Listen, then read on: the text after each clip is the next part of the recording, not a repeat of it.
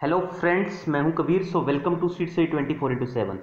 तो दोस्तों, इस वीडियो में हम डिस्कस करेंगे जेओए अकाउंट्स के मोस्ट इंपॉर्टेंट क्वेश्चंस। तो जूनियर ऑफिस असिस्टेंट अकाउंट्स के सारे इंपॉर्टेंट क्वेश्चंस हम वन बाय वन करके देख लेंगे। वीडियो अच्छी लगे तो प्लीज़ लाइक कर देना। चैनल पे पहली बार आए होंगे तो चैनल को सब्सक्राइब करके रख लेना, क्योंकि ऐसे सारे इंटरेस्टिंग वीडियोस आपको सबसे पहले मेरे चैनल पे आपको मिलते रहेंगे। तो दोस्तों, ये जीओए अकाउंट सीरीज का पार्ट 7 है। अगर आपने इससे पहले वाले पार्ट्स नहीं देखे हैं तो प्लीज़ प्लेलिस्ट में जाएं, जीओए अकाउंट्स करके प्लेलिस्ट सर्च कीजिए और वहां पे सारे क्वेश्चंस आप इजीली अटेम्प्ट कर सकते हैं। पीडीएफ के लिए आप हमें टेलीग्राम चैनल पे ज्वाइन कीजिए @स्ट्रीट स्टडी, और इसके अलावा हर वीडियो अपडेट के लिए आप इंस्टाग्राम पे भी हमें फॉलो कर सकते हैं स्ट्रीट स्टडी 247 लिख के। तो दोस्तों, लेट्स स्टार्ट द सेशन।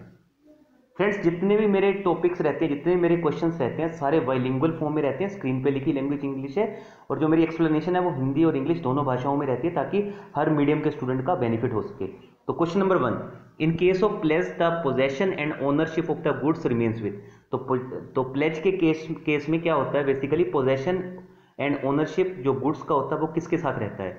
तो बेसिकली जो पोजेशन होता है वो बैंक्स के पास रहता है एंड ओनरशिप रहती है विद बोरोअर। तो ये आपको याद रखना है, in case of plays the possession with bank and ownership with borrower.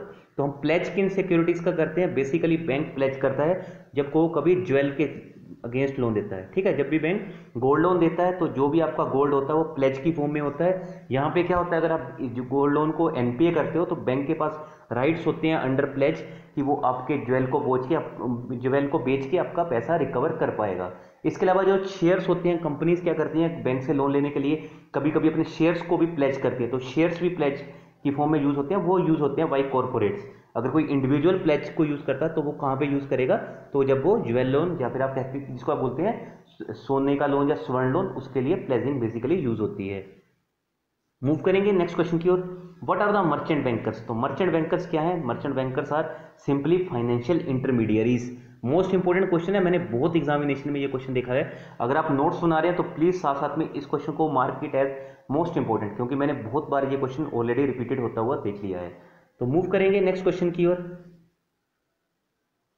Question number 3, promissory note can be how many of types. तो प्रोमिसरी नोट, जिसको पी नोट्स भी बोला जाता है, तो वो कितनी टाइप के होते हैं। Number 1 demand promissory note, number 2 usance promissory note. तो प्रोमिसरी नोट बेसिकली क्या होता है, प्रोमिसरी नोट का मतलब होता है कि आप किसी को प्रोमिस कर रहे हो कि मैं आपका जो भी मैंने पैसा लिया है वो कुछ सर्टेन पीरियड ऑफ टाइम के बाद मैं रिटर्न कर दूंगा। तो मैं एक बार इसकी डेफिनेशन भी आपको बता देता हूँ। A promissory note sometime refer to as a note payable a legal instrument, ठीक है, इन विच वन पार्टी, जिसमें एक party a determine sum of money to the either at a fixed और डिटरमाइन फ्यूचर ऑन डिमांड और of the payee under specified items. Basically वही चीज़ है कि जिसमें एक पर्सन ने जो पैसा लिया, सपोज करो ए और बी दो पर्सन है, आपसे ए ने पैसा लिया है, ठीक है, आपसे ए ने पैसा लिया तो वो आपसे प्रोमिस करता है कि यार मैं इतने टाइम के बाद आपका पैसा रिटर्न कर दूंगा। बेसिकली प्रोमिसरी नोट का मतलब कहता है प्रोमिस, एक वायदा करना। ठीक है, तो promissory note can be of how many types. तो it can be either demand promissory note और यूजेंस प्रोमिसरी नोट। डिमांड क्या होता है, जो ऑन डिमांड होता है। जब आपने बोला कि यार आपने मुझे बोला था कि 26 अगस्त को आपको मेरा पैसा वापस करना, तो वो ऑन डिमांड आपका 26 अगस्त को पैसा पेमेंट कर देगा। और यूजेंस प्रोमिसरी नोट क्या होता है, इसमें क्या होता है, basically promissory notes which are payable after a pre decided definite period, जिसमें पहले से एक डेफिनेट पीरियड होता है कि हाँ ये पर्सन मेरा पैसा है वो 7 डेज या 10 डेज के अंदर अंदर मुझे पे कर देगा। ठीक है, मूव करेंगे नेक्स्ट क्वेश्चन की ओर। Every chairman of the BOD board of directors and managing director of a company shall be in the whole time employment and shall hold office for maximum period of not exceeding। तो कोई भी जो chairman है board of director, जो आप जिसको managing director कहते हैं बैंकिंग कंपनी का, बेसिकली बैंक से रिलेटेड ये बात करी हुई है, तो वो मैक्सिमम कितने टाइम तक अपना जो ऑफिस है, जो उनकी चेयर है, उस पर बैठ सकते हैं। तो एमडी की सीट पर मैक्सिमम 5 साल के लिए बैठ सकते हैं। तो इसका बिल्कुल सही आंसर होगा सी ऑप्शन, 5 ईयर्स। मूव करेंगे अगले क्वेश्चन की ओर। If the acknowledgement of debt by the borrower is for part payment only, तब क्या होगा। बेसिकली एक्नॉलेजमेंट ऑफ डेट को एओडी भी बोला जाता है। ठीक है, ये क्या बताता है कि हमने बैंक से या फिर किसी फाइनेंशियल इंस्टीट्यूशन से डेट ले रखा है, मतलब कि हम डेट में हैं। डेट मतलब हमने कोई कर्जा लिया हुआ है, कोई लोन ले रखा है। तो अगर आप एओडी पे साइन करते हैं, बेसिकली एओडी को क्या करता है, bank her with in 3 year में आपसे साइन करवा के लेता है। इससे बेसिकली क्या पता चलता है, इससे बेसिकली पता चलता है the limitation is extended for the entire loan.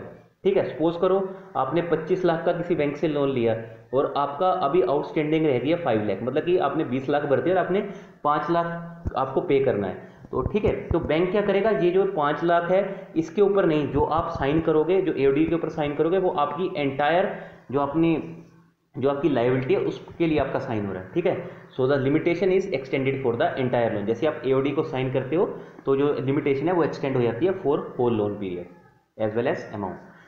तो दोस्तों, अगर अभी तक आपने चैनल को सब्सक्राइब नहीं किया, प्लीज सब्सक्राइब कर दें और बेल आइकन को प्रेस कर दें ताकि आपको हर वीडियो की नोटिफिकेशन मिलती रहे। इसके अलावा आप हमें इंस्टाग्राम पे फॉलो कर सकते हैं। इंस्टाग्राम पे सर्च कीजिए स्ट्रीट स्टडी 247। जैसे आप सर्च करेंगे आपको ये वाला लोगो देखने को मिलेगा। मोर देन 510 सब्सक्राइबर भी हमारे ऑलरेडी इंस्टाग्राम पे अवेलेबल है। इसके अलावा इस वीडियो का पीडीएफ और जो भी मेरे जीओए अकाउंट से रिलेटेड वीडियोस के पीडीएफ है मैंने ऑलरेडी टेलीग्राम चैनल पे अपलोड कर दिए हैं। तो आप टेलीग्राम चैनल पे जाके सर्च कीजिए @स्ट्रीट स्टडी, सेम लोगो देखने को मिलेगा। वहां पे जाके हमें इजीली फॉलो कर सकते हैं और सारे क्वेश्चंस को अटेम्प्ट कर सकते हैं। तो दोस्तों, कोई भी किसी भी क्वेश्चन में फिर भी आपको कोई डाउट लगे तो कमेंट करके बता देना, मैं साथ का साथ आपका कमेंट रिजोल्व कर दूंगा, जो भी क्वेरी होगी उसको भी सॉल्व कर दूंगा। इसके अलावा वीडियो अच्छी लगती है तो प्लीज साथ के साथ लाइक करते जाना, आपके लाइक करने से हमें जस्ट एक मोटिवेशन ही मिलता है। तो मूव करते हैं नेक्स्ट क्वेश्चन की ओर। A saving account is treated as a dormant account if there is no operation in the account for the last how many year. तो बेसिकली जो आपका एक सेविंग अकाउंट होता है, जो एक बचत अकाउंट होता है, वो एक डोरमेंट अकाउंट बन जाता है, मतलब कि इनऑपरेटिव सा बन जाता है जिसमें आपने कोई ऑपरेशन नहीं किए होते हैं। तो एक saving account is treated as dormant if there is no operation, आप कितने टाइम तक उसमें ऑपरेशन ना करो। तो बिल्कुल सही आंसर होगा सेविंग अकाउंट में अगर आप 2 साल तक कोई ऑपरेशन नहीं करते हो अपने एसबीआई अकाउंट में तो वो आपका डोरमेंट अकाउंट बन जाता है। अब डोरमेंट अकाउंट से फिर से अगर आपको उसको एक्टिव करवाना हो तो क्या होता है, बेसिकली आपको मैं ये चीज़ें समझा देता हूँ। तो आपको फ्रेश केवाईसी देने पड़ते हैं। ठीक है, बैंक आपसे डिमांड करता है अपने फ्रेश केवाईसी दीजिए। केवाईसी मतलब नो योर कस्टमर, जो भी नॉर्म्स होते हैं, इसमें आपको बेसिकली अपना आधार कार्ड, पैन कार्ड और एक वहाँ पे बैंक का एक प्रिस्क्राइब्ड एप्लीकेशन फॉर्म होता है, उसको फिल करके देना पड़ता है कि मेरा अकाउंट एक्टिव कर दीजिए, किन्हीं कारणों की वजह से मैं अपना अकाउंट चला नहीं पा रहा था। तो जनरली आपको यहाँ पे यही चीज़ याद रखनी है कि सेविंग अकाउंट को जनरली डोरमेंट बन जाता है अगर आप 2 साल तक ऑपरेशन नहीं करते हो। दोस्तों, इन डिटेल इतना मैं आपको एक्सप्लेन कर देता हूँ ताकि आप एग्जामिनेशन में कोई भी क्वेश्चन अटेम्प्ट कर पाओ तो आपको बेसिक थ्योरी उसकी पता चल पाए। तो फ्रेंड्स, सारी क्वेश्चंस मैं इसलिए इन डेप्थ में आपसे डिस्कस करता हूँ। Next question is the category not ordinarily resident is not relevant for which of the following type of assessees as per income tax IT act. तो आपको बताना था बेसिकली इनमें से कौन से कैटेगरी के जो रेजिडेंट्स होते हैं वो आईटी एक्ट के अंदर नहीं आते हैं। ठीक है, जिनके लिए आईटी एक्ट रेलिवेंट नहीं है। तो इसका सिंपल सा आंसर होगा कंपनी के लिए ये बेसिकली जो आईटी एक्ट होता है इज नॉट रेलिवेंट। ठीक है, तो यहाँ पे आपको सिर्फ याद रखना था कंपनी ऑप्शन। मूव करेंगे नेक्स्ट क्वेश्चन की ओर। In a contract of indemnity there are parties. तो इंडेमनिटी के कंटेंट में कितनी पार्टीज होती हैं? तो इंडेमनिटी के कॉन्ट्रैक्ट में बेसिकली 2 पार्टीज होती हैं, इंडेमनीफायर एंड इंडेमनिटी होल्डर। ठीक है, सपोज करो आपने लिया है कार इंश्योरेंस। ठीक है, कार इंश्योरेंस लिया किसी भी XYG कंपनी का। ठीक है, कार इंश्योरेंस ले लिया। अब क्या हुआ, कल को आपकी कार का एक्सीडेंट हो गया। ठीक है, तो अब क्या करोगे आप, जो आपने इंश्योरेंस करवा रखी है, ठीक है, तो उस एजेंट के पास जाओगे। जब आप जिस सपोज करो XYG किसी भी कंपनी से करवा रखी है तो उस कंपनी के पास जाओगे। तो इस केस में इंडेमनीफायर कौन हो जाएगा? आपका कार इंश्योरेंस कंपनी, और इंडेमनिटी होल्डर हो जाओगे आप। मतलब कि यहाँ से आपकी जो भी आपने खर्चा हुआ है या फिर जहाँ पे आपका नुकसान हुआ है तो उसकी भरपाई कर रहा है, तो वो एक तरह से आपका इंडेमनीफायर होता है। तो बेसिकली जो in contract of indemnity there are 2 parties, indemnifier and indemnity holder. Important mark कर लेना इस क्वेश्चन को भी। मूव करेंगे नेक्स्ट क्वेश्चन की ओर। Adjudicating authority has to endeavor to dispose of the complaints within how many days from the date of receipt of the complaint। तो adjudicating authority को कितने दिनों के अंदर अंदर कंप्लेंट को खत्म सोल्व करना होता है, जब कह सकते हैं खत्म करना होता है आफ्टर रिसीविंग द कंप्लेंट। तो इसको बेसिकली एडजुडिकेटिंग अथॉरिटी को 1 ईयर के अंदर अंदर कंप्लेंट को रिजोल्व करना पड़ता है। मूव करेंगे नेक्स्ट क्वेश्चन की ओर। Which of the following is not an input device in a computer system. तो इसमें देख सकते हैं आप टच पैड, यहाँ पे जैसे आप सपोज करो टच वाला मोबाइल यूज़ करते हो तो वहाँ पे भी आपको पता होगा टच पैड अगर आप यूज़ कर रहे हो तो ये आपकी इनपुट डिवाइस है, क्योंकि आप कुछ ना कुछ इनपुट कर रहे हो। माउस आपकी इनपुट डिवाइस है।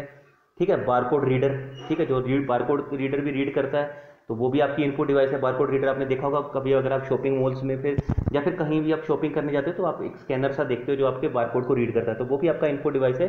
यहाँ पे एक मदरबोर्ड है जो आपकी इनपुट डिवाइस नहीं है, तो mark it as not an input device. ठीक है, बाकी सारी आपकी इनपुट डिवाइस है। Next question is which the following reasons prompted for setup of DRT, तो इनमें से कौन से रीजन है जिनके कारण डीआरटी को सेटअप करना पड़ता है। ठीक है, डीआरटी को इसलिए सेटअप करना पड़ता है जब क्या क्या आपको बताना क्या क्या कारण होते हैं।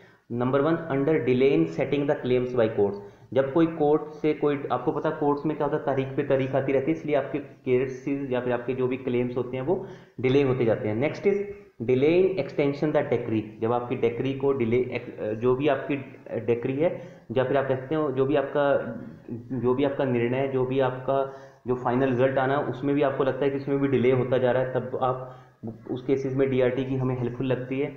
Next point is non availability of assets with the borrower due to inordinate delay in courts, तो ये भी एक रीज़न है जिसके कारण हमें डीआरटी की जरूरत लगती है। तो ये ऑल ऑफ द अबव इसका आंसर होगा। मूव करेंगे नेक्स्ट क्वेश्चन की ओर। तो दोस्तों लास्ट क्वेश्चन है इस वीडियो का, डिस्कस कर लेते हैं। विच of the following types of losses या फिर विच of the following types of loss can not be recovered under A contract of indemnity, तो आपको बताना है कि इंडेमनिटी के कॉन्ट्रैक्ट के अंदर कौन कौन से लॉसेस कवर नहीं होते हैं। मैंने आपको ऑलरेडी बता दिया, इंडेमनिटी में बेसिकली 2 टाइप्स के थिंग्स होते हैं, आप कहते हैं 2 रिलेशन होते हैं। Number 1 is indemnifier, next is indemnity holder. तो इनमें से कौन से लॉसेस इंडेमनिटी के अंडर नहीं आते हैं। First one is damages paid in a suit, next is cost paid in a suit, next is payment made in compromise that are not contrary to the indemnity, next is none of the above। तो बिल्कुल सही answer होगा none of the above, इनमें से कोई भी नहीं है जो आपका कॉन्ट्रैक्ट ऑफ इंडेमनिटी के अंदर आता है। तो विच ऑफ द फॉलोइंग टाइप्स, आपको बताना था इस क्वेश्चन में विच of the following types of losses can not be recovered, तो ये नन ऑफ द अबव इसका राइट आंसर होगा। तो दोस्तों अगर वीडियो अच्छी लगी होगी तो वीडियो को लाइक कर देना, चैनल पे पहली बार आए होंगे तो चैनल को सब्सक्राइब करके रख लेना। इसके अलावा जो भी आपके जो का एग्ज़ाम है, जो भी आपके फ्रेंड्स देना चाहते हैं उनके साथ भी आप इस वीडियो को ज़्यादा से ज़्यादा शेयर कर देना।